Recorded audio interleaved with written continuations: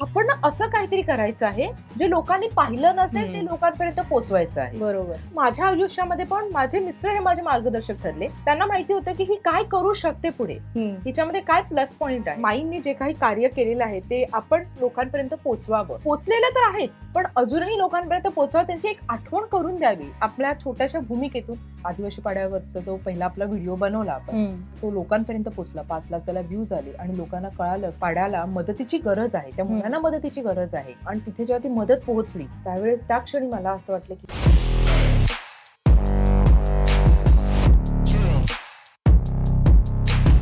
सकाळ सकाळ शुभ सकाळ. नमस्कार मंडळी, इन्फ्लुएन्सरच्या जगात आपलं खूप खूप स्वागत. आज आपण आलो पालघरमध्ये एका खास इन्फ्लुएन्सरला भेटायला. आजकाल ना अनेक जण इतिहासाबाबत चर्चा करतात, काही जण टीका करतात आणि काही मोजकी लोक अभ्यास करतात. पण जेव्हा एखाद्या गोष्टीचं वेट डोक्यात असतं, अशी लोक इतिहास घडवतात. आज आपण अशाच एका ध्येय वेड्या मैत्रिणीला भेटणार आहोत, जिच्या नावातच क्रेज आहे. लगेचच भेटूयात. नाचत गात, हसत हसत, खात खात, स्वतःसह इतरांच्या आयुष्यालाही आनंदाचा सोहळा बनवणारी क्रेझी फूडी रंजिता म्हणजेच रंजिता पाटील हिला. धन्यवाद. नमस्कार. नमस्कार. कशा आहात? छान. तू कशी आहेस? मस्त, मजेत एकदम. सर्वात आधी लोकसत्ताच्या इन्फ्लुएन्सरच्या जगातमध्ये तुझं खूप खूप स्वागत. मनापासून धन्यवाद.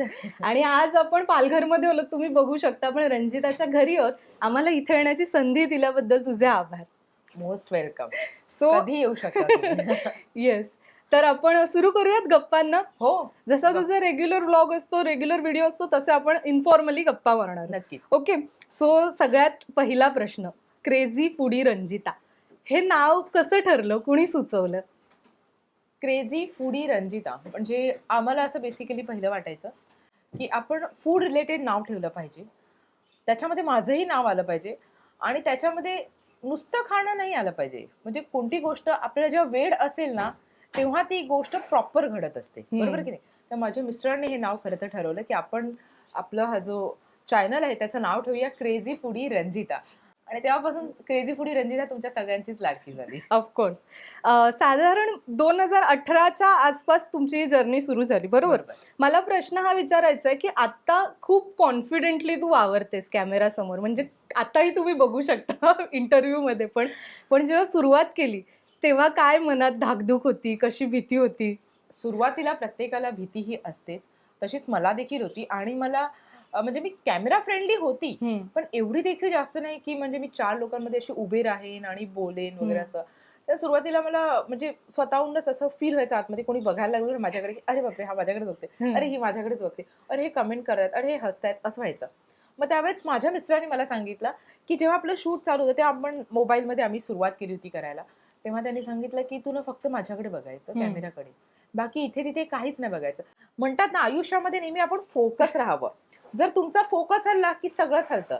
त्यामुळे माझा फोकस मी माझ्या कॅमेरावरती ठेवला आणि बस आयुष्य माझं हळूहळू असंच बदलत गेलं. आणि कॅमेराने मग तुला एक वेगळी दिशा दिली, कॅमेरासोबत मैत्रीच केली ना. खरंच. आणि ते जे मैत्रीचं नातं आहे ना, तेच कुठेतरी बाकी ज्या लोकांना तू जोडलंस ना त्यांनाही तेच फील झालं. कारण कॅमेऱ्यातून तू त्यांच्याकडेच बघत होतीस ना. सो येस, मला हे विचारायचं होतं की तुझा पहिला व्हिडिओ अनेकांना माहिती आहे, अरोमा हॉटेल पालघर मधला ओवीला खायला घेऊन गेलो तो वगैरे वगैरे, राईट? पहिला व्हायरल व्हिडिओ कुठला आठवतोय? पहिला व्हायरल व्हिडिओ आमचा होता आदिवासी पाड्यामधला. हो. आम्ही सुरुवातीला जे माझे ब्लॉग असायचे ते हिंदीमधून असायचे, तर तो पहिला ब्लॉग आम्ही तिथे केला होता आदिवासी पाड्याचा. तर तिथे ना म्हणजे गाव आहे पूर्ण आदिवासी गाव आहे, खेडगाव, अगदी छोटंसंच गाव आहे खूपच.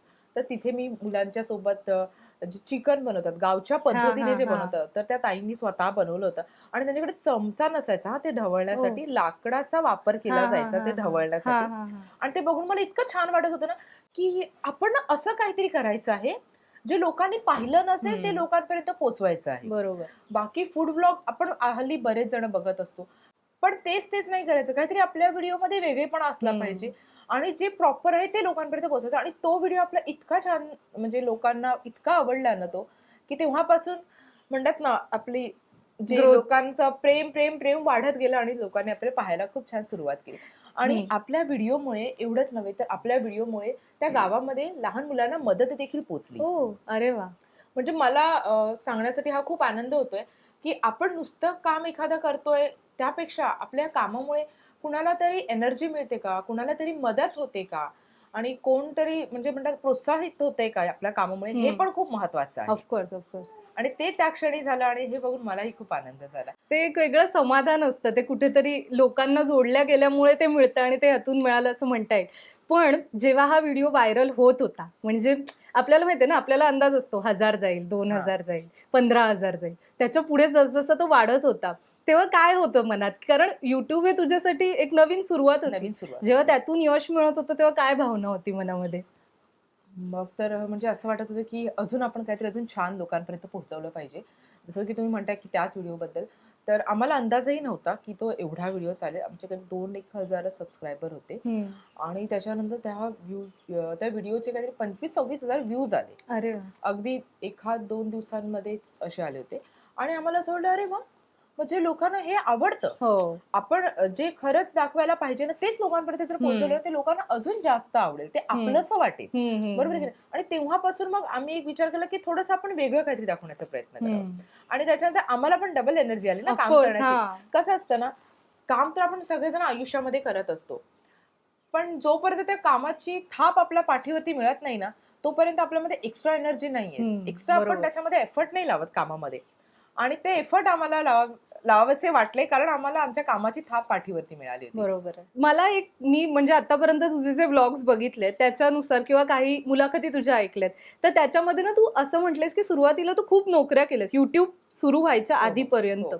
तर त्या नोकऱ्यांमधले आता कटू आठवणी आपण सगळं बाजूला सरूया. बरोबर. पण त्या नोकऱ्यांमधून प्रत्येक वेळी तुला काय शिकवण मिळाली आणि ती तुला आता YouTubeची जर्नी पुढे प्रवास तो सुरू ठेवताना कशी मदत करते याविषयी काय सांगशील? त्यावेळेस असे अप अँड डाऊन्स यायचे जेव्हा मी जॉब करत होते.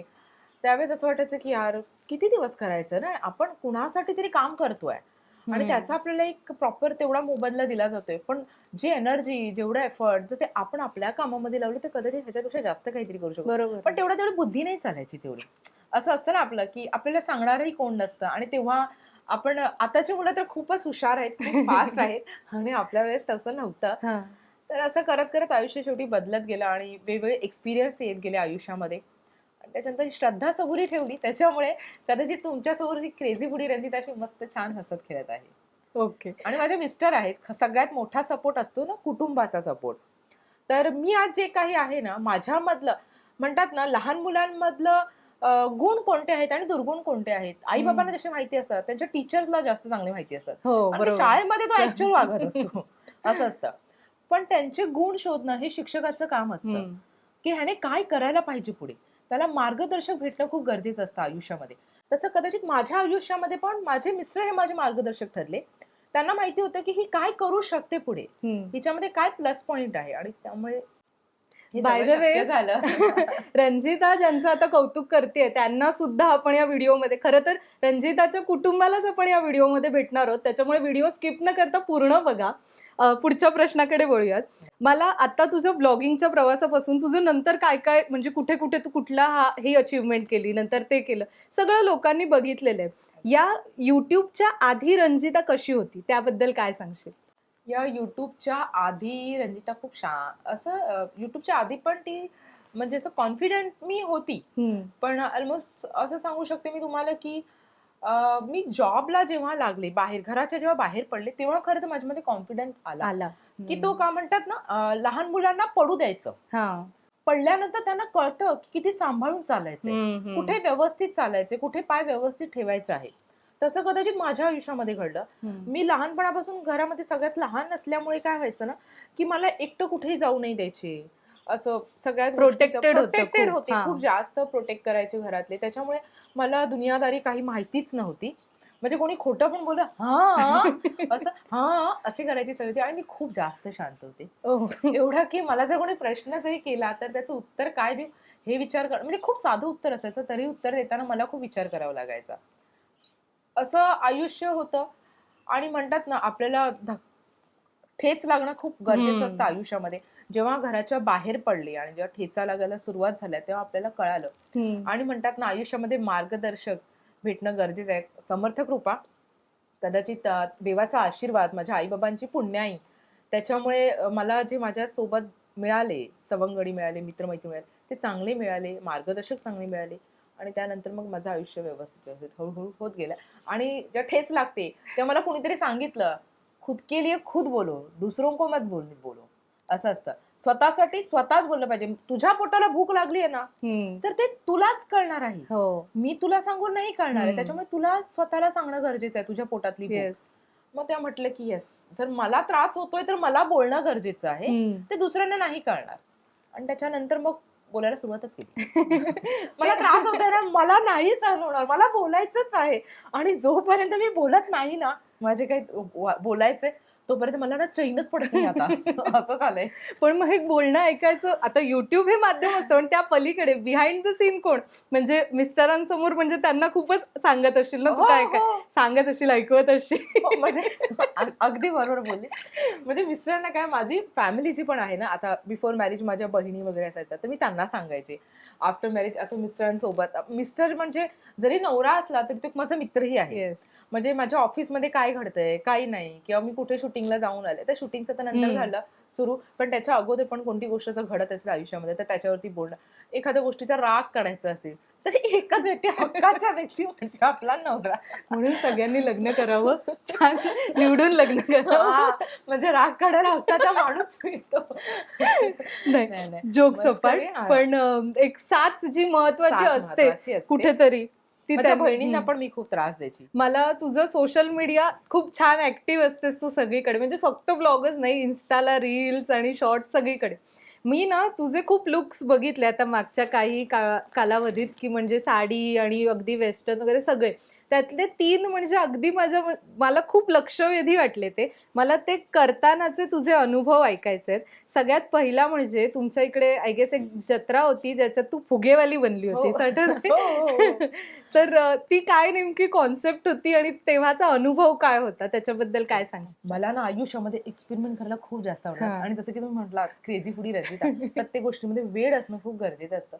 आणि मला असं काहीतरी वेगळं करायची खूप इच्छा होती. म्हटलं काय करावं, म्हणजे एक काम करूया. माझे मिस्टर बोलले की तू फुगेवाली हो. म्हटलं हा, म्हणजे त्याच्याने काय होणार ना, की फुगेवाली नुसतं फुगेवाली नाही व्हायचं. खरंच ते फुगे विकत असताना त्यांच्यासोबत काय अडचणी येतात हे पण आपण लोकांपर्यंत पोहोचवू शकतो फुगेवालीमध्ये.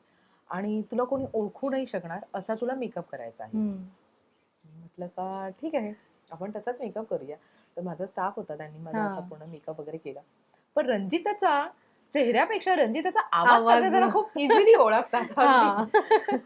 म्हणजे मी कुठून गेली आणि एखादा लुक वेगळा केलेला असेल आणि जर मी हा कशा आहात असं बोलले तरी पटकन मागून कोणतरी वळून बोला, ए रंजिता ताई. असं. तर आवाज ही हमारी पहचान हो गई आता, असं झालेलं आहे. आणि जेव्हा तो मी लुक केला त्यावेळेस खूप असे छान एक्सपिरियन्स आले, काही वाईट एक्सपिरियन्स पण आले, की त्यांना काही जण कोणत्या दृष्टीने बघतात, त्यांच्यासोबत कसे वागतात. त्याच्यामुळे आपण आपलं वागणं हे प्रत्येक समाजासोबत, प्रत्येक व्यक्तीसोबत हे सारखंच ठेवावं असं मला वाटतं. की असं नाहीये की तुम्ही मोठे आहात तर छान तुमच्यासोबत वागायचं, आणि तो एखादा काहीतरी छोटा व्यवसाय करतोय तर त्याच्यासोबत असं काहीतरी हळतूडसारखं वागायचं असं नाही. त्याला त्याच्या मागे मेहनत आहे त्याची पण. बरोबर. ते फुगवणं, ते विकणं, उभ्या ठिकाणी कुठे कुठे चालणं. छोटे पाय दुखतात ना उभे राहून तेवढे चालतात फिरतात. तर तू खरंच फुगे विकलेस तेव्हा? हो, मी खरोखर फुगे किती विकले. फुगे? मी एक काहीतरी त्याच्यामध्ये ना 100-150 फुगे वगैरे घेतले होते. बापरे. आणि कसं, मी ज्यांच्याकडनं विकत घेतले ना ते मी त्याच रेटमध्ये खरेदी केले. म्हणजे ते ज्या रेटने Original जे, विकतात, ज्या रेटने विकतात त्याच रेटने मी खरेदी केले. आणि त्यांच्यापेक्षा कमी दरामध्ये मी ते विकले. म्हणजे काही लहान मुलांना मी असेच पण दिले होते. आता त्यांना काय माहिती नव्हतं आणि मग ते ओळखायचे वगैरे, भेटायला यायचे, मग त्यांना चला असं. त्याचा काय आवाज बदललास वगैरे की कसं काय? नाही, ओळखायचे ना तरी पण. ओळखलं. आणि माझ्या ते लक्षातच नाही, पहिलं मी बोलतच नव्हते. पण जर मी बोललीच नाही तर कळणार कसं का मी फुगेवाली आहे ते. बरोबर. पण जे आपले कट्टर म्हणजे रंजिता रोज सकाळी 9 वाजता बघणार तर ते बरोबर ओळखायचे. आणि कसं ना, ओवीएन मम्मा हा जो आपला चॅनल आहे, ओवीची जे सगळे लहान मुलं व्हिडिओ बघतात, तर लहान मुलांना ना जास्त आवाज लगेच लक्षात येतो. म्हणजे अर्धे तर तिकडे मला जे भेटले ना ते लहान मुलांनीच मला ओळखलं. अरे, चेहरा नाही पण आई ओवीची मम्मा, ओवीची मम्मा. ती ओवीची मम्मा त्यानंतर ते अशा माझ्या चेहऱ्याकडून बघायचं, ताई तुम्ही, मी नाही ह्याने हाक मारली. ओवीची मम्मा म्हणे, अरे वा क्या बात आहे. म्हणजे मला असं वाटतं की मोठ्यांचं मन जिंकणं खूप सोपं आहे, पण लहान मुलांचं मन जिंकणं हे खूप कठीण असतं. आणि कदाचित मी लहान मुलांच्या मनामध्ये घर करते, तर हे माझ्यासाठी खूप मोठी भाग्याची गोष्ट आहे. ऑफकोर्स. आपण आता सेकंड लुक कडे वळूया. जितका हा फन एक्सपेरिमेंट होता, तितकाच एक जो दुसरा लुक मी विचारणार आहे, तो काय म्हणूयात ते एक मोटिवेशनल म्हणता येईल, इन्स्पिरेशनल म्हणता येईल. आय गेस नवरात्रीत तू शूट केले होतेस हो. आपल्या ज्या म्हणजे आतापर्यंतच्या महान महिला आहेत की ज्यांनी आपल्याला खूप प्रेरणा दिली, नऊ असं. महिला. येस. हा. तर त्यातला सिंधुताईंचा जो लुक होता, तो तू अगदी ट्रॅकवर वगैरे जाऊन शूट केलं होतंस. ते काय नेमकं काय होतं तेव्हा? बघा, त्यांच्यासारखं वागणं आणि त्यांच्या एवढं कार्य करणं, मी एवढी मोठी नाहीये. मी आता बोलते तरी माझ्या अंगाला शहारा येतं, डोळ्यांमध्ये पाणी येत आहेत. कारण सिंधुताईंचं जे काम आहे खूप महान आहे. खूप म्हणजे खूप महान आहे. आपण त्यांच्या नखा एवढी नाही. कदाचित नाही. पण मला असं वाटत होतं की ताईंनी जे काही कार्य केलेलं आहे, माईंनी जे काही कार्य केलेलं आहे, ते आपण लोकांपर्यंत पोचवावं. आणि पोचलेलं तर आहेच, पण अजूनही लोकांपर्यंत पोचवावं, त्यांची एक आठवण करून द्यावी आपल्या छोट्याशा भूमिकेतून. एवढाच हा माझा छोटासा प्रयत्न होता. आणि जसं माईंबद्दल आपण बऱ्याच स्टोरी ऐकलेल्या आहेत, बरेच चित्रपट पाहिलेले आहेत. तर अशा चित्रपटांची मी पूर्ण थोडीशी माहिती घेतली, त्यांची स्टोरी वाचली की त्यांनी कसं कसं खडतर आयुष्य जगलेलं आहे. जेव्हा मी त्यांच्याबद्दल त्या गोष्टी वाचत होते, ऐकत होते, त्यावेळेस मला असं वाटत हे मी पुन्हा वाचू का, हे मी पुन्हा वाचू का. खरंच आपल्या आयुष्यामध्ये असं कोणतंच दुःख नाही आलेलं आहे, तरी आपण किती दुःखी असतो. खरं. त्यांच्या आयुष्यामध्ये जे घडलं ते खूप म्हणजे भयानक भीषण होतं, आहे, ते हो. खूप भीषण होतं. तरीही ते किती म्हणजे किती उत्साही होत्या त्या, किती छान वागायच्या अगदी त्या, शेवटपर्यंत. आणि अगदी शेवटपर्यंत. आणि मग असं वाटायला लागलं की यस, त्यांच्याबद्दल भूमिका ही आपण केली पाहिजे. आणि मला स्वतःला खूप भाग्यवान समजते की मी माझ्याच जे आपण छोटे छोटे महिलांचे ज्या भूमिका केल्या होत्या मी, त्याच्यामधून मी जर माईंचं थोडंफार लोकांपर्यंत मेसेज एक पोचवू शकले आणि मी तो पोचवण्याचा प्रयत्न केला. खरंच मला खूप आनंद झाला ते करताना. आणि हे सगळं करत असताना, हे सगळं घडत असताना, अक्षरशः ट्रॅकवरचा जो सीन होता ना, त्यावेळेस भर उन्हामध्ये आम्ही गेलो होतो. आणि अक्षरशः पायाला खूप चटके लागत होते, इतके ना. आणि तो उन्हातलाच शॉट घ्यायचा होता आणि माझे पाय नुसते भाजले होते. म्हणजे आम्ही बसलो होतो ना ट्रॅकवरती, तो एक असा सीन होता की जिथे मला ट्रॅकवरती असा हात ठेवायचा होता आणि ट्रेन समोरून येते, तो शॉट होता. त्यावेळेस माझ्या हाताला चटके लागत होते आणि माझा हात असं असं कापत होता, पायाला पाय असे कापत होते. म्हणजे जेव्हा आपण हे एका शूट साठी करतोय, तेव्हा आपल्या एवढ्या वेदना होत आहेत. खरं. त्यांच्या खरं तर आयुष्यामध्ये हे सगळं घडलेलं आहे. त्यांना किती वेदना झाल्या असतील, हा खूप वेदना झाल्या असतील. बरोबर. तर त्याच्यामुळे अशा माईंकडनं, अशा थोर व्यक्तींकडनं, महिलांकडनं बरंच काही घेण्यासारखं आहे. आपल्या आयुष्यामध्ये बरेच प्रसंग येतात, आपल्याला बरेच लोक नकारतात, वाईटही बोलतात. पण माझं असं म्हणणं आहे की जे चांगलं आहे ना तिथे लक्ष द्यावं. आपण आपलं चांगलं करत जावं. संतांना नाही सोडलं, हो, अशा महान व्यक्तींना नाही सोडलं, संतांना नाही सोडलं, देवांना नाही सोडलं. आपण तर साधारण व्यक्ती आहोत. मग आपण अशी अपेक्षाच कोणाकडनं करू नये का ते आपल्यालाही सोडतील. आणि तिसरा लुक. येस, तू बोलत होतीस. हो, खूप म्हणजे मला खूप आनंद झाला हा माईंचा लुक करताना. आणि ह्याला 3 दिवस लागले होते शूट करताना. म्हणजे असं होत होतं की जेव्हा माईंचा जो एज म्हणजे थोडासा वयस्कर वयोवृद्ध जेव्हा दाखवल्या होत्या त्यावेळेस तो जो मेकअपचा तो पॅच लावला होता तो असा हातात येत होता. म्हणजे बाहेर ज्याची ऊन लागायचं थोडं की तो पर्यटन परत हातात येत होता, पुन्हा ते निघत होतं. आणि आपल्याकडे खरंच एवढं काय माझ्याकडे सगळं नव्हतं की ते प्रॉपर कसं करता येईल. आपल्याने जेवढं जमलं तेवढं मी केलं आणि खूप छान वाटलं. म्हणजे खूप आनंद झाला मला, अतिशय आनंद या गोष्टीचा. आता तिसरा लुक तुझा, तो पण पुन्हा एकदा थोडा फन आहे. तू दुबईला गेली होतीस, बुर्ज खलिफा मध्ये नऊवारी नेसून गेलेली टेचात. येस, टेचात एकदम. काय होता तो एक्सपिरियन्स, कसं सुचलं पहिली गोष्ट तर हे? म्हणजे आम्हाला असं वाटलं की पहिलं तर जेव्हा दुबईला फिरायला जायचंय हे जेव्हा म्हटलं, नंतर मग असं अरे बुर्ज खलिफा तिथे जायचंय म्हटल्यानंतर प्रत्येक जण असं असतं की काहीतरी असं छान वेगळा लुक करून जातं. आणि नॉर्मली वेस्टर्न लुकच केले जातात. तिकडे जायचं म्हटल्यानंतर सगळे वेस्टर्न लुक मध्ये असा छानसा कोणतातरी ड्रेस खरेदी करतात आणि वेस्टर्न लुक करतात. माझी मैत्रीण दुर्गा, तिलाही खूप आवड आहे सगळं करण्याची. आणि आनंदामध्ये असं फुल फिरण्याची वगैरे. तर आम्ही दोघी जणी होतो ना. मग ती म्हणली की रंजिता आपण ना काहीतरी ना वेगळं करायचं. म्हणलं येस आपण ना वेगळंच करूया. मग मी तिला सांगितलं एक काम करूया. आपण बुर्ज खलिफाला जाणार आहोत. आपण जर तिकडे साडी नेसली तर? ती म्हणते अगं 26 जानेवारी आहे. म्हणलं हां 26 जानेवारी आहे ना. आपण आपल्या देशात नसू. पण आपण परदेशामध्ये राहून जर आपल्या देशाचं थोडंसं असं आपल्याला पण थोडंसं प्राऊड फील होईल ना. आणि ऑफकोर्स आपल्या देशातले तिथे बरेच जण येणार आहेत. है ना? तर आपण करूया तसं. माझी साडी, ब्लाऊज सगळं ती घेऊन आली होती. ती बोलली तू बोलली आहेस ना, तू काहीच करू नकोस. सगळं मी आणते. आणि दुर्गाने सगळं आणलेलं होतं. तुम्ही दोघींनी केला होतात ना तो लूक? दोघींनी आम्ही तो लूक केला होता. ओवीचे बाबा, आम्ही तिचे मिस्टर आणि सगळं असे आम्ही 4 जण गेलो होतो त्यावेळेस. आणि ज्यावेळेस आम्ही साडी नेसून तिथे गेलो, जेव्हा आम्ही उतरलो, लिटरली म्हणजे ज्या महिला होत्या तिकडच्या, परदेशातल्या ज्या महिला होत्या, त्यांच्या सगळ्यांचे जे चेहऱ्याचे एक्सप्रेशन होते ते अगदी बघण्याजोगे होते. म्हणजे येऊन आमच्यासोबत सेल्फी काढत होत्या. त्यांना सगळ्यांना खूप जास्त आनंद होत होता. म्हणजे की एवढं सगळं छान ह्या त्या. आणि आम्ही प्रॉपर सगळा लुक केला होता. अगदी नथ वगैरे, पैंजण, नथ, टिकली, चंद्रकोर, असं सगळं बुगडी, सगळं सगळं घातलं होतं. जसा आपला साज शृंगार आपण करतो मराठमोळा लुक करताना, अगदी तसा सगळा साज शृंगार करून आम्ही तिथे पोहोचलो होतो. आणि त्याच्यानंतर आम्ही आपला तिरंगा जो होता, छोटासा फ्लॅग घेतला होता हातामध्ये आणि फोटो वगैरे काढले होते. आता कसं आपण परदेशामध्ये जातो तर त्यांचे काही रूल्स अँड रेग्युलेशन असतात, बरोबर. आपल्या त्यांच्यासारखंच वागलं पाहिजे. पण त्याच्यापैकी आम्हाला कोणी असं नाही सांगितलं की तुम्ही असं करू नका, काही नका, फोटो वगैरे काढून घ्या, काही हरकत नाही. आम्ही छान फोटो वगैरे काढले. आणि पुढच्या प्रश्नाकडे वळूयात. हा सगळा जो आनंद आहे, तू आतापर्यंत म्हणजे हा सगळा ब्लॉग्सच्या माध्यमातून, युट्यूब मधून तू स्वतः अनुभवत होतीस, तोच आनंद तू आता सोहळा आनंदाचा बरोबर सोहळा आनंदाच्या माध्यमातून तू कितीतरी हजारो महिलांपर्यंत पोहोचवतेस. नेमकी ही कॉन्सेप्ट काय आहे आणि ही सगळा हा जो प्रयोग आहे किंवा ही जी जर्नी आहे ती काय आहे नेमकी, त्याच्याबद्दल काय सांगशील? मला खरंच सांगावंसं आणि हे सांगण्यासाठी खूप आनंद होईल. आणि थँक्यू सो मच की तू हा मला प्रश्न केलास. सोहळा आनंदाचा हे करण्यामागचं एक सगळ्यात महत्वाचं कारण की महिलांना त्यांचा स्वतःचा हक्काचा मंच द्यावा. आज आपण पाहतो की म्हणजे मी बऱ्याच कार्यक्रमामध्ये जायची, त्यावेळेस महिला म्हणायच्या की ताई मला तुला भेटायचंय, आम्हालाही असं काही काही करायची खूप इच्छा आहे. म्हणजे आम्हालाही डान्समध्ये पार्टिसिपेट करायची खूप इच्छा आहे, तुझ्यासोबत आम्हाला फिरायचंय, तुझ्यासोबत नाचायचंय, असं करायचं. तर आमचा जो पहिला मी कार्यक्रम ठेवला होता सोहळा आनंद, तो पालघरमध्ये ठेवला होता.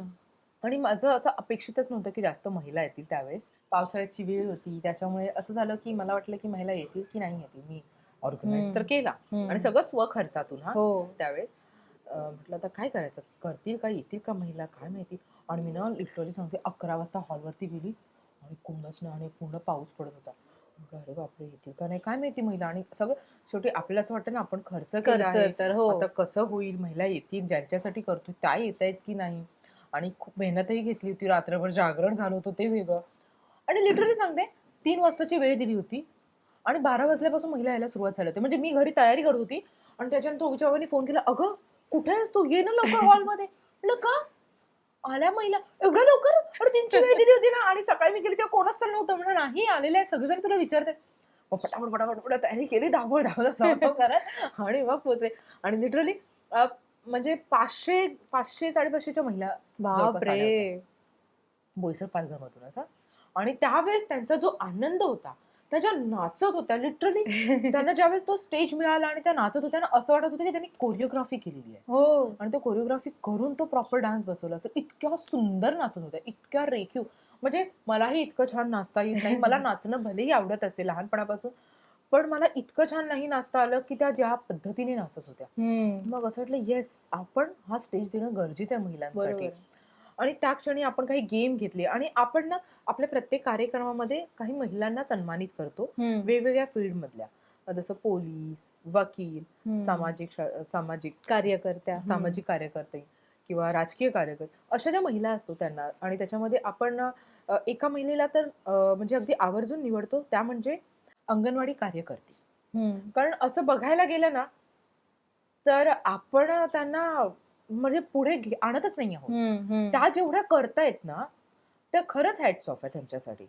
म्हणजे गावामध्ये भले पगार आहे हो, पण पगारापेक्षाही बरेच काम करतायत ते. कारण की त्यांच्या मनाने जर पाहायला गेलं ना, तर त्यांना जेवढा पगार देतात ना, त्याच्याने बरेच ते 4 पट काम करतात. असं म्हणजे मलाही आपले जे मुख्यमंत्री आहे त्यांना सांगावं असं वाटेल की पगार वाढ करा, बिचारा संपावर आहे सगळ्यांनी. नक्कीच ह्या माध्यमातून जर पोहोचलं खरंच. तर येस. म्हणजे माझीही आई होती, म्हणजे माझी आई बालवाडी शिक्षिका होती, त्याच्यानंतर अंगणवाडी शिक्षिका झाली.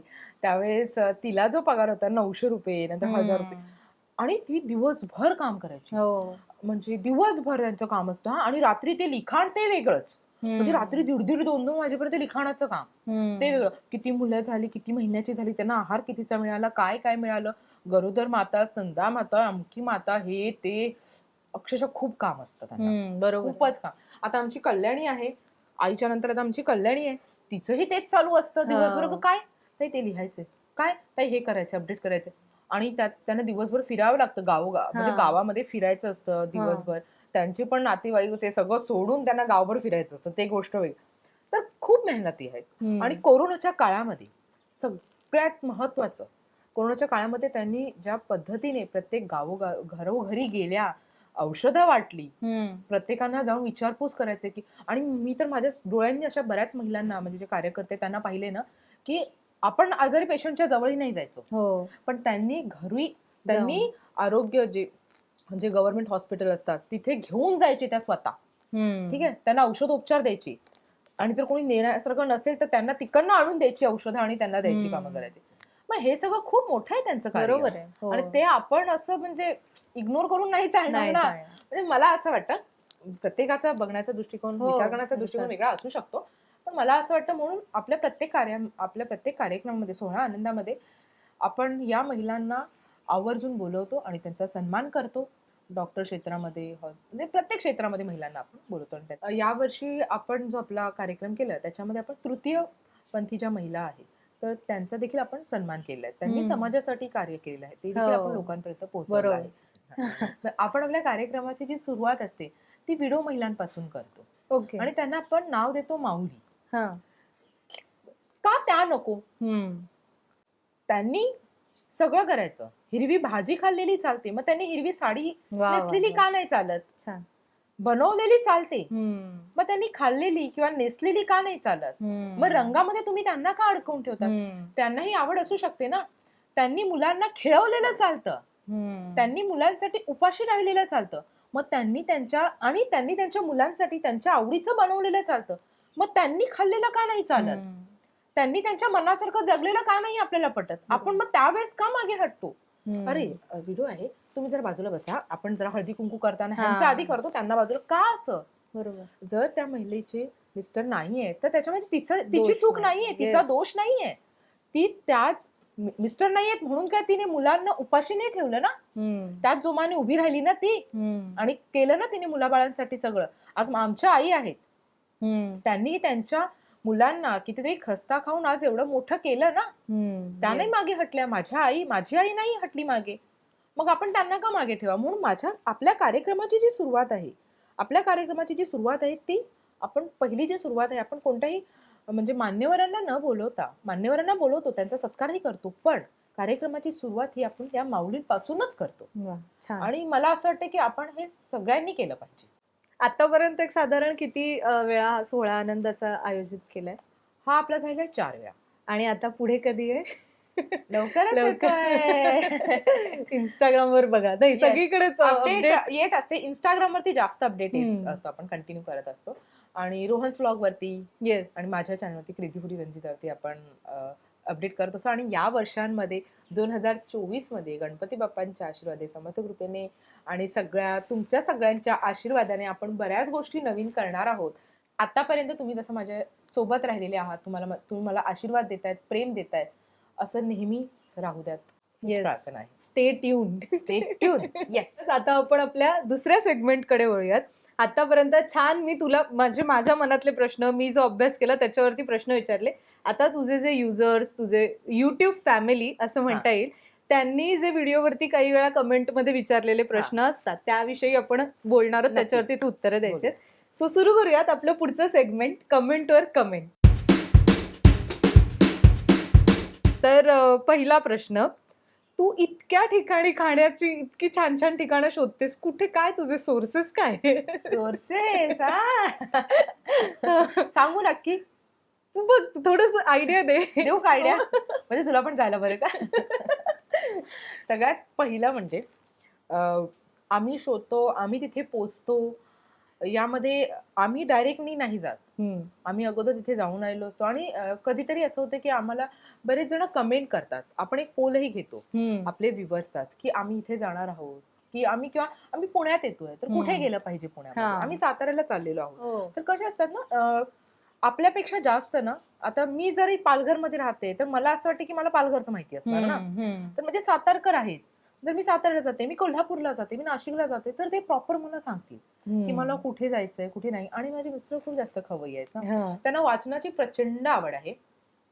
त्यामुळे ते ते सगळं वाचतात आणि मला सांगतात आपण ना इथे गेलं पाहिजे, आपण इथे गेलं पाहिजे, आपण असं गेलं पाहिजे.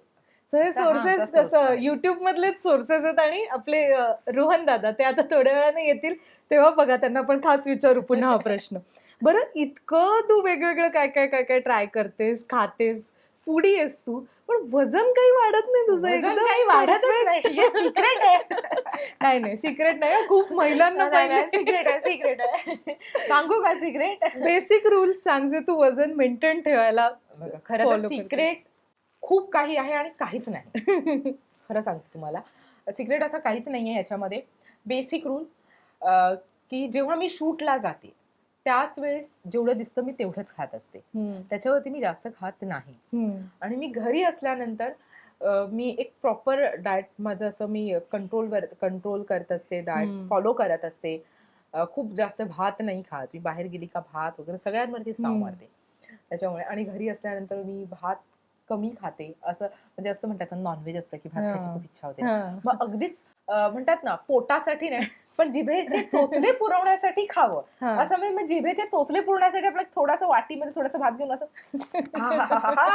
असं मन नाही मारायचं कुठे. हो बरोबर. काहीही खाताना तुम्ही सगळं खा, पण मन मारून नका खाऊ. मन सोडून खा. मोकळ्या मनाने खा आणि चवीपुरती खा, हे महत्वाचं बरं का. पोर्शन कंट्रोल खरं तर एक सिक्रेट म्हणता येईल. आणि हल्ली ना आपलं ना आयुष्य एवढं फास्ट झालंय ना की आपल्याला ना जेवणासाठी पण वेळ नसतो. आपण जेवताना एक असं असं एक चपाती घेतो, एका घासामध्ये आपली पाव चपाती संपते, असे पटकन मुढा आणि आपण चावतच नाही. चावतो कसं नाही का, गटक गटक. त्याच्यानंतर पाणी प्यायची पण खूप सवय असते, म्हणजे असं घास टाकतो पाणी पितो, घास टाकतो पाणी. असं आपण जेव्हा खातो ना तेव्हा आपलं ना जे अन्न आहे ना ते लगेच फॅट जे असतं ना ते आपलं वाढत जातं त्याच्यामुळे. आणि कसं असतं, असं पूर्वी का म्हणायचे की सगळ्यांनी एकत्र बसा, गप्पा करत जेवा. त्याच्यामुळे आपण जास्तीत जास्त चावायचो आणि चावल्यामुळे काय होतं की आपली जी चरबी आहे ती वितळते आणि त्याची लाळ तयार होते. आणि लाळेमुळे आपलं अन्न पण खूप चांगल्या प्रकारे पचन होतं. आपली पचनक्रिया आहे ती खूप चांगल्या प्रकारे होत राहते. आता मी घरी आता काय शूट मध्ये असल्यानंतर तर ऑफकोर्स मी 32 वेळा चावू शकत नाही. तोपर्यंत माझे मिस्टर म्हणते झाली आमची एक झोप, असं म्हणतील, बरोबर की नाही, सगळेच थकून जातील. मग ते शक्य नाही होत. पण जेव्हा मी घरी असते त्यावेळेस मात्र मी ते फॉलो करते व्यवस्थित. म्हणजे अगदी एक चपाती घेतली तर त्याचा अगदी एवढा प्रॉपर घास घेते आणि तो मी प्रॉपर 32 वेळा चावते. आणि चावून खाते, जे काही खायचे सगळं खाते, पण चावून खाते. चावून खाल्ल्यामुळे काय होतं ना, आपण सगळ्यात मोठं म्हणजे आपण आळशी खूप असतो. एवढा वेळ लागतो एक चपाती खायला, बस झाला आता मला परत चपातीच नाही घ्यायची. तो आपण एक कंटाळा करतो, त्याच्यामुळे आपण पुन्हा चपाती घेत नाही किंवा पुन्हा आपण पोषण घेत नाही जेवणाचा. आणि चावल्यामुळे आपली चरबी वितळत राहते, आपली पचनक्रिया चांगली होते. हे तुम्ही फॉलो करा, मी तुम्हाला 100% सांगते तुमचं वजन हमखास कमी होणार.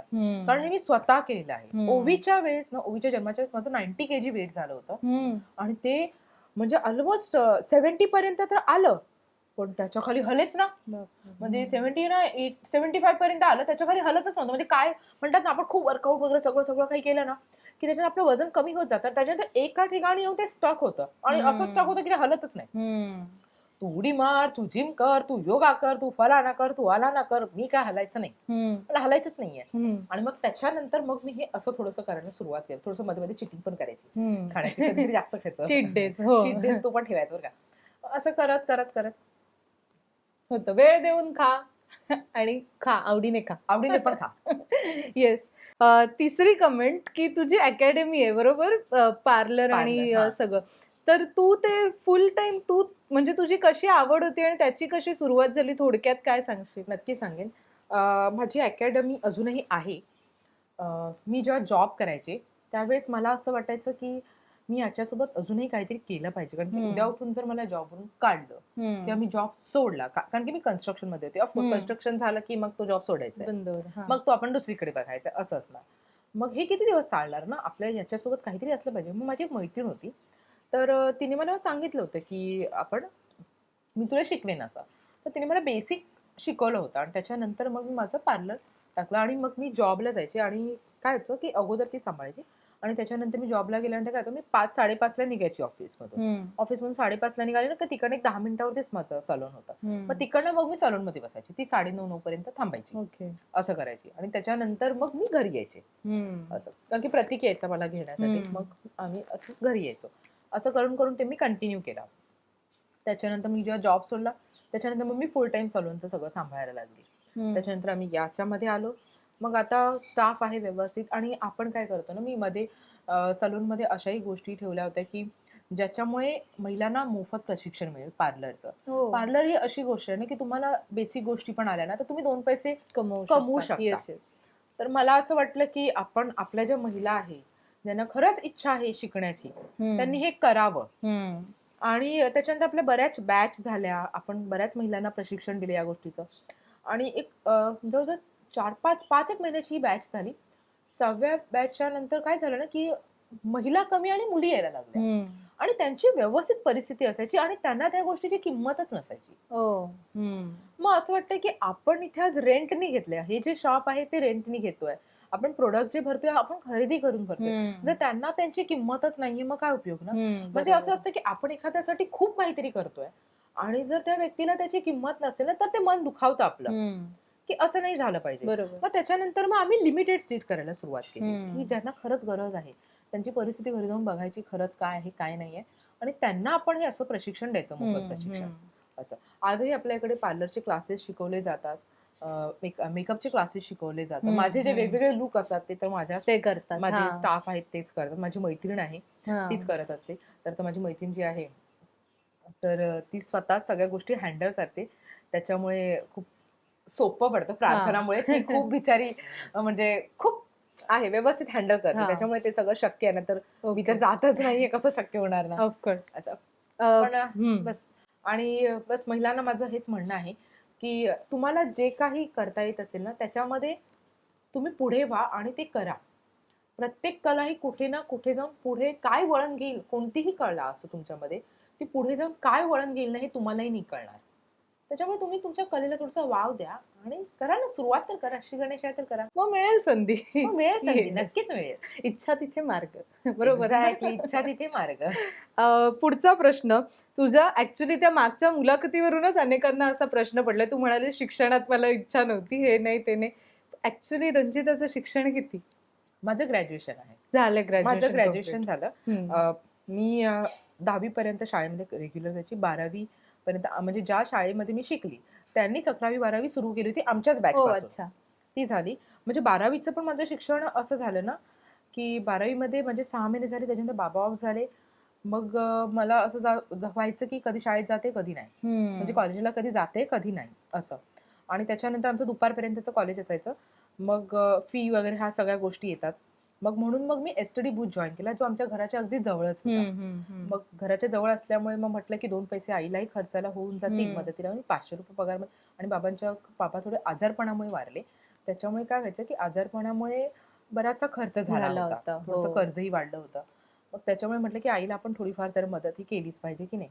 आणि आपल्यामध्ये पण काही जेव्हा जबाबदाऱ्या येतात ना, तेव्हा आपण शहाणे होतो. असं असतं. आणि मग त्याच्यामुळे मग मी तिथे जॉबला लागले. ग्रॅज्युएशन त्याच्यानंतर कम्प्लीट केलं. त्याच्यानंतर मग मी बाहेरूनच एक्झाम द्यायला सुरुवात केली सरळ. त्याच्यानंतर मग फुल टाइम जॉब केला आणि बाहेरून एक्झाम दिली. पुढचा प्रश्न म्हणजे अनेकांना ह्याचं कुतूहल असतं. युट्यूबर्सना खूप पैसे मिळतात वगैरे वगैरे. मिळतही असतील, मिळतातच. पण पहिलं पेमेंट जे असतं ना, ते खूप खास असतं. तुला पहिलं पेमेंट नक्की कधी आलं चॅनल सुरू केल्यावर आणि किती आलं, जर तू सांगू शकलीस तर? नक्कीच सांगणार आणि मला हे सांगण्यामध्ये खूप आनंदही होईल. माझं पहिलं जे पेमेंट आलं ना, आम्हाला जवळपास 2.5 वर्षानंतर आलं. ओ. बापरे. आता सगळ्यांना असं वाटतं की अरे एवढा जुना तुमचा चॅनल, म्हणजे लाखोमध्ये असं, म्हणजे बरेच मला उत्तरही मिळतात, प्रश्नही तेच देतात आणि उत्तर पण तेच देतात. म्हणजे मला उत्तरे देण्याची गरज नाही, त्याच्यावरतीच कोणतरी कमेंटवर उत्तरही देत असतात. तर माझं ते पहिलं पेमेंट आलं ते आम्हाला 2.5 वर्षानंतर आलं आणि 2.5 वर्षापर्यंत आम्ही आमच्या स्वखर्चातून सगळ्या गोष्टी करत होतो. आणि पहिलं जे आमचं पेमेंट आलं ना, ते आम्हाला ₹8,000 आलेलं. पहिलं एक पहिलं ओके. पेमेंट. हा. पहिला पेमेंट आम्हाला ₹8,000 आला आणि आम्ही दोघे इतके खुश होतो ना. आणि मग माझे मिस्टर मला बोलले होते, "दोनों जण पार्टनरशिप में, 50% मेरा, 50% मेरा." 4,000 वाटून हां, घेतलं. 4,000 वाटून घ्यायचे. असं. आम्ही अपला जाणार आणि माझी आई वारली. हो. म्हणजे आम्ही थोडंसं हे करणार, स्वतःला पुश करणार आणि आई वारल्यामुळे मग त्याच्यानंतर मी पुन्हा बंद केले होते व्हिडिओ करायचे. म्हणजे अशी हिंमतच नाही व्हायची बाहेर निघायची वगैरे असं तसं. पण त्या क्षणी कदाचित मला बैठक होती, समर्थ कृपेने एकदा बैठकीला गेली आणि निरूपण मिळालं, की "तू जर दुःखी राहिलीस तर तुझ्या आईला आवडेल का? तू रडत राहिलीस तर ती कुठून तरी तुला पाहत असेलच ना. तर तिला आवडेल का की माझं बाळ दुःखी आहे, असं शांत राहते, एकटी राहते. तू हसायचीस, तू मजा करायचीस. प्रत्येक आईला हेच हवं असतं की आपलं बाळ कसं सुखी राहावं. ह्याचा अर्थ हे नाहीये का तू विसरलीस तुझ्या आईला. तू हसतेस, तू खेळतेस, तू बोलतेस, तू सगळं तुझ्या आवडीप्रमाणे करतेस. ह्याचा अर्थ हे नाही की आपण आपल्या लोकांना विसरलेलो असतो. प्रेम दाखवणं गरजेचं नसतं, ते मनामध्ये असणं खूप महत्वाचं असतं. येस. प्रेम तेव्हा दाखवा जेव्हा ती व्यक्ती तुमच्या सोबत असते. तुम्ही गेल्यानंतर त्यांच्यासाठी पंचपक्वान्न बनवता आणि आपण जी वाडीवरती ठेवतो, बऱ्याच गोष्टींना दाखवतो ना, माझ्या बाबाला हे आवडत होतं, माझ्या आईला. हे करा तुम्ही, ठीक आहे, ते शास्त्र आहे. पण जेव्हा ते असतात ना तुमच्यासोबत, तेव्हा तुम्ही त्यांना 2 घास भरवा देखील तुमच्या हाताने. बघा तुम्ही त्यांना किती आनंद होईल त्या गोष्टीचा. हे जास्त महत्वाचं आहे ना, की हे महत्वाचं आहे की ते गेल्यानंतर मग रडायचं, मग त्यांच्या आठवणींमध्ये सगळ्या गोष्टी करायच्या नाही. प्रेम तुमच्या मनामध्ये ठेवा ना, करा तुम्ही त्यांच्या आठवणींसाठी पण करा. पण ते असताना जास्त गेलेत ना तर त्यांना जास्त आनंद होईल. त्यामुळे तिथून तू सातत्याने व्हिडिओ टाकत गेलीस आणि मग कारण की माझे जे नातेवाईक होते, म्हणजे माझ्या बाबांचे खूप चांगले मित्र असे जे सगळे होते, ते मला येऊन सांगायला लागले, "तू का नाही करत ग व्हिडिओचं वगैरे बाळा?" म्हणजे मी बैठकीमध्ये तर ऐकलं, पण तेव्हा त्यांनी पण मला येऊन सांगितलं, "अगं छान वाटतं, तुझी आई तुला एवढं प्रेम द्यायची, आता ते कुठेही असतील, ऐकत असतील, तुला बघत असतील, तर त्यांना किती आनंद होईल." मग मीही असं विचार केला की हे बरोबर बोलतायत. मी रडून रडून स्वतःच, म्हणजे काय होणार असं होणार आहे, त्याच्याने हो. काहीच नाही होणार आहे. त्याच्याने कुणाचंच भलं नाही होणार आहे, ना माझ्या कुटुंबाचं होणार आहे, नाही माझं होणार आहे. आणि आईनाही असं वाटत राहायचं ना की अरे ही रडत राहते, माझी मुलगी माझ्याकडे बघते, तिलाही वाईट वाटत राहतं सारखं की मम्मा रडते. आणि मुलांना कसं ना, मुलं लगेच हे होतात, इमोशनल होतात की अरे आई रडते, मग त्यांना असं मनावर ते दडपण येतं की काय झालं असेल. त्यांना नाही तेवढं सगळं कळत. आणि त्याच्यात माझी मावशी, काका सगळ्यांनीच मला सांगितलं सुरुवात कर. येस. आणि येस, त्याच्यानंतर मग पुन्हा एक नव्याने सुरुवात केली. मिस्टरांची साथ होती, फॅमिलीची साथ होती, कुटुंबाची साथ होती. तू इतक्या सेलिब्रिटीजना भेटलीये, त्यांनी पण तुझे व्हिडिओ कदाचित बघितलेले असतील, तर त्यांच्यातली कुठली अशी एखादी कॉम्प्लिमेंट आठवते का मिळालेली? आता सगळेजण खूप प्रेम करतात, खूप छान मला कॉम्प्लिमेंट देतात. पण मला पहिली कॉम्प्लिमेंट आली होती, मी ना सन्मान महाराष्ट्राचा हा पुरस्कार मला मिळणार होता, तर त्यासाठी मी गेले होते. आणि तिकडे आकाश ठोसर आले होते आणि तिकडे ना त्यांच्यासोबत फोटो काढण्यासाठी बरीच गर्दी जमा झाली होती. बरेच सगळेजण फोटो काढत होते. मलाही त्यांच्यासोबत फोटो काढायचा होता, तर मी पण थोडीशी जागा केली आणि गेली फोटो काढायला. तर त्यांनी स्वतःहून मला सांगितलं की तुमचे व्हिडिओ खूप छान असतात, मी तुम्हाला पाहिलंय. अरे वा. आणि स्पेशली म्हणे खाण्याचे व्हिडिओ किती आवडीने तुम्ही सगळं खाता, म्हणजे खरंच हे सगळं संपवता का? म्हणजे असं वाटलं की हो, म्हणजे हे पाहतायत आपले व्हिडिओ, म्हणायचं म्हणून नाही हा नुसते म्हणायचं म्हणून नाही म्हणाले ते, म्हणजे या पद्धतीने बोलले ह्याचा अर्थ त्यांनी पाहिलेत आपले व्हिडिओ. ती पहिली कमेंट होती. आणि त्याच्यानंतर तर मग सुरुवातच झाली आपल्या सेगमेंटला. आणि त्याच्यानंतर जेव्हा जेव्हा मी सेलिब्रिटीजना भेटते तर ते सांगतात, आवर्जून ओवी बद्दल सांगतात की किती गोड आहे ओवी, म्हणजे आमची मुलं आहेत नॉनव्हेज नाही खायची, तुझ्यामुळे नॉनव्हेज खायला शिकले. अरे वा. म्हणजे घरामध्ये सगळे खायचे पण हेच नाही खायचं, पण ओवीचा व्हिडिओ पाहायला लागला ना, पापलेट मागायला लागले. असं म्हणजे अरे वा, मस्त ना. ओवी पण इन्फ्लुएन्सर आहे. आता इन्फ्लुएन्सरच्या जगात ओवीचा इंटरव्ह्यू झाला पाहिजे. खरं तर ती आता आज नसली तरी पण, म्हणजे ती शाळेत गेली, पण अगेन तू तिला नक्की सांग की खरंच तिचे व्हिडिओ फार छान असतात आणि ती ज्या पद्धतीने म्हणजे वावरते ना तुमच्या व्हिडिओमध्ये, खूप छान वाटतं बघायला. ओके, माझ्याकडून हे येस. आता ओवीचा विषय निघालाय, तर त्याच्यावरनं मला एक असा प्रश्न विचारायचा होता की क्रेझी फूडी रंजिता चॅनल माहितीये, पण तुझे अनेक चॅनल्स आहेत, म्हणजे ओवियन मम्मा पण खूप प्रसिद्ध आहे, रोहन व्लॉग पण खूप आता प्रसिद्ध आहे, त्याच्यानंतर एक बिंग रंजिता पण आहे. ओवीच्या चॅनलची कशी काय सुरुवात झाली आणि ती कशी आयडिया सुचली? ओवीच्या बाबतीत सांगेन तर ओवी अँड मम्मा यावरचा माझ्या बाळाचा एक व्हिडिओ आहे मँगो कॅन्डीचा. आजही मुलांना भेटले ना की मुलं म्हणतात ओवी मँगो कॅन्डी कशी येते. तो व्हिडिओ 9 करोड झालेला आहे. 9 करोड 40 lakhs असा. म्हणजे लहान मुलं ओवीची मँगो कॅन्डी लक्षात ठेवली. खूप छान लक्षात ठेवली. मॅगीचा व्हिडिओ तिथं खूप छान चाललेला होता. त्याच्यामध्ये ना तिने ते असं करून इतनी सुंदर क्या करू क्या अशी नाचते ना. म्हणजे तो व्हिडिओ आम्हीही कधी कधी घरी लावून बघत असतो. अरे किती गोंडस वाटते बाळ करत किती गोंडस वाटते. म्हणजे आम्हाला स्वतःलाही तो व्हिडिओ बघण्यामध्ये आनंद मिळतो. म्हणजे त्या लहान मुलाला किती आनंद मिळत असेल. हो नक्कीच ना. एवढा चाल म्हणजे असं आपोआपच तिचे सबस्क्रायबर वाढतच गेले त्याच्यामुळे. आता आपण आपल्या पुढच्या सेगमेंटकडे वळूयात. आतापर्यंत तू छान प्रश्नांना लोकांच्या प्रश्नांना उत्तर दिलीस, माझ्याही प्रश्नांना उत्तरं दिलीस. आता मला तुझे अनुभव ऐकायचे आहेत लोकांकडून आलेले. म्हणजे आता जसं आपण 16 आनंदाच्या वेळी म्हणालो किंवा इतरही ठिकाणी तुला अनेक सबस्क्रायबर्स भेटत असतील. ते काही काही कॉम्प्लिमेंट्स देत असतील, काही जण ट्रोलही करत असतील. अशा तुझ्या काही आठवणी किंवा असे काही प्रसंग आता तुम्हाला या सेगमेंटमध्ये सांगायचे. ओके, सो सुरू करूया आपलं पुढचं सेगमेंट ट्रोलिंग ते स्क्रोलिंग. तर सगळ्यात पहिलं पण छान उत्तम गोड गोड गोष्टीपासून सुरुवात करूया.